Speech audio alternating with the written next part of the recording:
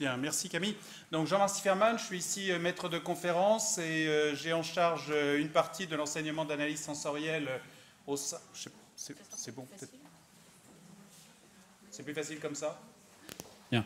Et j'ai en charge une partie de l'enseignement d'analyse sensorielle avec mes collègues Julien Delarue, Anne Saint-Ève et David Blumenthal. Alors, il y a quelques années, j'avais travaillé sur une approche innovante de caractérisation analytique sensorielle rapide, le profil flash. Et cette fois-ci, je voudrais présenter quelque chose qui a été développé très récemment, qui est une nouvelle approche d'étude de tests consommateurs, et on lui a donné le nom d'EDONEXT. Traditionnellement, quand nous avons des résultats de tests consommateurs, et vous en avez un ici qui a été fait par avec l'un de nos partenaires, avec, vous voyez, un nombre important de consommateurs, presque 300, une dizaine de produits évalués, 3 jours d'utilisation du produit, un test en blind, présentation maladie, etc. Et puis à la fin, on se retrouve avec finalement 8 produits peu différenciés. Statistiquement, les notes ne sont pas significativement différentes. Et avec donc pour l'industriel une question de finalement on prend lequel ? On prend lequel est intéressant. Et voilà la problématique sur laquelle on a travaillé un petit peu. Alors, sur cette problématique, on est parti sur quelques idées fortes.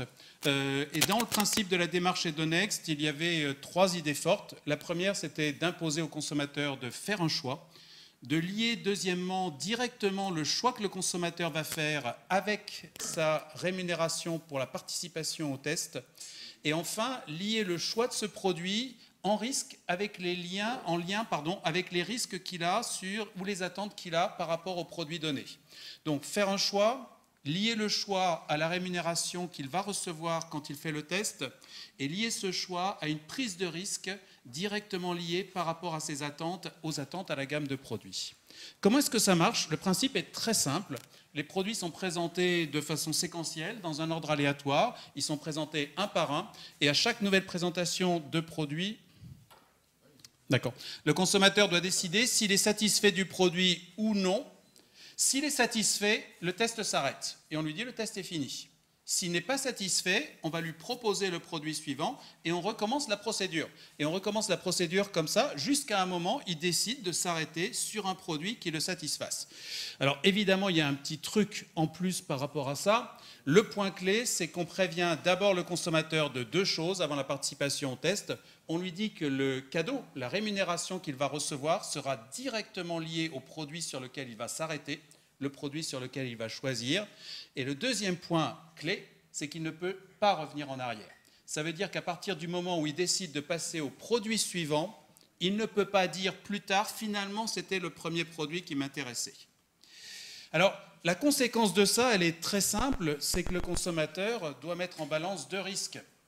Est-ce que j'ai envie de voir le produit suivant ou est-ce que j'ai envie de m'arrêter là parce que j'ai peur de laisser passer un produit qui me satisfait suffisamment.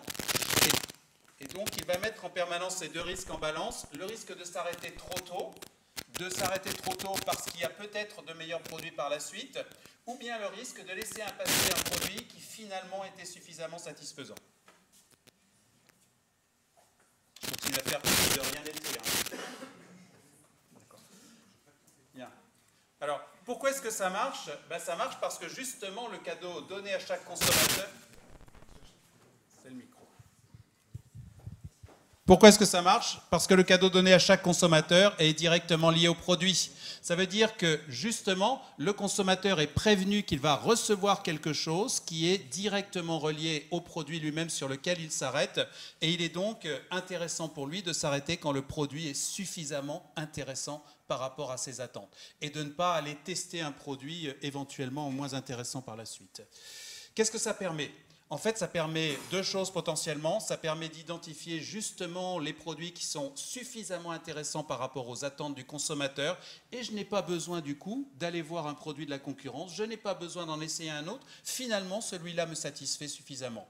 Mais ça permet aussi d'identifier dans certains cas d'éventuels produits coup de cœur. Sur d'un seul coup, le consommateur dit « Ah, ça c'est super, j'arrête là, c'est même pas la peine d'aller voir ailleurs ». Alors, la méthode, on l'a évidemment testée, présentée. Les premières expérimentations ont été faites ici. Elles ont été présentées à les congrès. La première application qui a été réalisée par un industriel a été faite avec nos partenaires de LVMH Recherche, avec une présentation dans les congrès. Je voudrais vous montrer quelques résultats, à quoi ça peut ressembler. Alors nous, dans les expérimentations, dans nos résultats préliminaires, vous avez à gauche un résultat d'un test consommateur classique, où on avait un résultat similaire à celui que je vous ai présenté au début, des produits peu différenciés, c'est la ligne verte qui est en dessous, et vous avez à droite le résultat du test Hedonext, et il se trouve que dans le test Hedonext, on voit très clairement cette fois-ci ressortir 3 produits, et parmi ces 3 produits, il y a un clair leader. Et les 3 produits appartenaient bien à la gamme des 8 produits, enfin des produits qui avaient été repérés au départ, mais sur lequel aucun produit ne ressortait. Et là, il n'y avait pas photo, il y a un produit sur lequel il va aller mieux s'orienter que sur les 6 autres. Et il se trouve que nos partenaires de LVMH, et je me permets d'en remprunter ici 2 diapositives appartenant à leur présentation interne, ils ont travaillé sur des produits de luxe, sur des produits premium, et en fait le résultat du test consommateur que je vous ai montré au début est le même que celui qui est à gauche. Vous avez ce résultat-là, et vous avez à droite le résultat du test Hedonext qui, là encore, a permis de repérer parmi ces 8 produits faiblement différenciés le produit sur lequel il fallait axer l'effort de présentation au consommateur pour le produit. Alors, il y a une conséquence à ça, c'est que du coup, on a développé et on a breveté la méthode. La méthode est brevetée maintenant. C'est un brevet conjoint qui a été déposé en 2013. C'est un brevet qui a été fait avec LVMH Recherche et avec, bien sûr, AgroParisTech INRA, avec une séparation relativement simple. Pour LVMH Recherche, les produits de cosmétiques et de parfumerie. Pour AgroParisTech et l'INRA, tout le reste. Alors tout le reste, c'est bien sûr les produits alimentaires, mais c'est aussi les produits automobiles, c'est aussi les produits de type électroménager avec les entreprises avec lesquelles nous travaillons. Alors, la méthode Hedonext n'est pas adaptée à tous les produits, toutes les problématiques. Elle est intéressante pour des produits un petit peu, j'allais dire, qui sont un investissement suffisant. Ça n'est pas, sans vouloir faire de mal à l'industrie laitière, ça n'est pas bien pertinent pour un yaourt que vous pouvez très facilement comparer, acheter tous les jours. Par contre, un produit dans lequel il y a un petit investissement de départ, un achat que vous ne faites pas tous les jours et sur lequel le consommateur ne va pas s'amuser à comparer plusieurs produits plusieurs fois dans un temps restreint, c'est typiquement la méthode qui permet potentiellement d'orienter sur un accès consommateur. Voilà, si vous voulez en savoir plus, c'est très facile de prendre contact avec nous. Vous verrez également mes collègues cet après-midi, pour ceux d'entre vous qui participeront aux visites du laboratoire. David Blumenthal et Julien Delarue seront là et pourront répondre ou vous orienter sur moi pour répondre déjà à vos premières questions. Merci.